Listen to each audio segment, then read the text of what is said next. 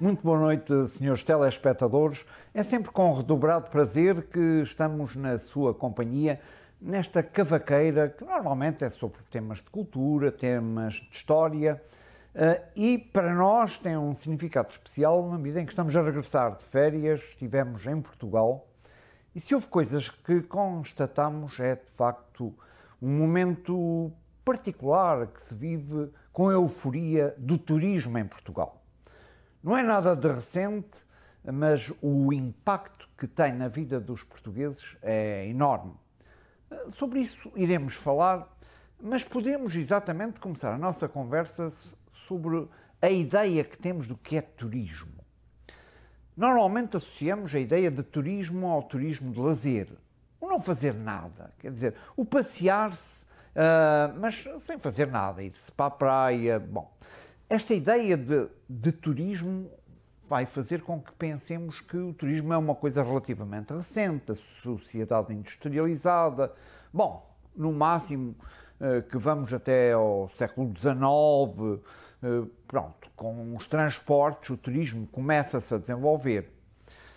É quando a burguesia, enfim, começa a ir a banhos no mar, a banhos num rio, ou a banhos termais. É a altura das termas.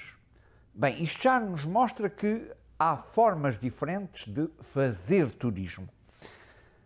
Mas há outras que são bastante mais antigas. Já pensou, por exemplo, que existe um turismo religioso? É verdade? Sei lá, as peregrinações. Estou a pensar, por exemplo, o impacto enorme das peregrinações a Fátima, que muitas vezes se diz o altar do mundo. É, sem dúvida, um dos grandes destinos mundiais do turismo religioso. Mas, por exemplo, a Lourdes, ou então, se vamos à Idade Média, olhe, por exemplo, as viagens dos peregrinos até Santiago de Compostela, ou até Roma, ou até à Santa Sé. Quer isto dizer que o turismo, se calhar, já vem mesmo da própria Idade Média e que, por exemplo, na época da Renascença, havia uma forma especial de fazer turismo, que era, por exemplo, os que estavam na Península Ibérica irem dar uma volta à França e, sobretudo, à Itália, que era, de facto, o centro cultural da altura. Ou seja, nós temos muitas vezes a noção de que turismo é mais do que lazer, é conhecer outras coisas. E daí que, hoje em dia, por exemplo, uma das coisas que está mais na moda é o turismo cultural. Sem dúvida que o sol de Portugal atrai as pessoas. Sem dúvida que as belas praias atraem. Mas acredito que o que tem ainda hoje mais impacto em termos do turismo português é a cultura portuguesa, a história de Portugal. E como vê, já estou a dar a volta exatamente para os temas que habitualmente abordamos no Palavra Puxa Palavra. É que normalmente considera-se que a cultura é, enfim, uma coisa sem grande interesse. A cultura é sempre o parente pobre no orçamento, porque gastar-se dinheiro com a cultura, porque subsidiar os museus, a arqueologia, os monumentos, a arte nos seus mais diversos aspectos. Pois é, mas se calhar a cultura é a principal responsável do desenvolvimento que neste momento o turismo tem em Portugal, com as consequências que vêm por trás disso. Digamos, o reequilíbrio da balança, da nossa balança financeira, passa muito por aí. E por outro lado, o dinheiro que se tira desse turismo vai criar emprego, vai permitir a recuperação de património que se estava a degradar. Eu estou a pensar, por exemplo, Lisboa, como está bonita neste momento, com tantas casas que foram recuperadas, mas quem diz Lisboa diz de norte a sul do país. É uma febre que se vive, que tem aspectos positivos, mas também tem aspectos negativos. Já iremos a eles. E já agora que falamos de turismo cultural, e porque a comida é uma forma de cultura, Há turismo gastronómico. É verdade, há pessoas que vão a Portugal para conhecer a cozinha portuguesa, para conhecer os hábitos alimentares dos portugueses, para conhecerem os nossos vinhos, para conhecerem os nossos pratos. É. E há pessoas, por exemplo, que vão a Portugal, há mesmo viagens, por exemplo, para conhecer a azulejaria portuguesa. Como vê, estamos já em domínios que não têm diretamente a ver com o facto do lazer, mas viagens que são feitas para conhecer cidades. Estou a pensar no turismo urbano, com cidades monumentais. Falámos de Lisboa, poderemos falar do Porto, de Évora, eu sei lá, há tanta cidade bonita. Mas hoje em dia há outra forma de turismo que se está a desenvolver e cada vez mais, que é o turismo rural. As pessoas estão fartas das cidades e procuram o lado um pouco bucólico, um pouco romântico, mas conhecerem o país real, entre aspas, conhecerem as zonas rurais, viverem em casas que estão neste momento a ser recuperadas.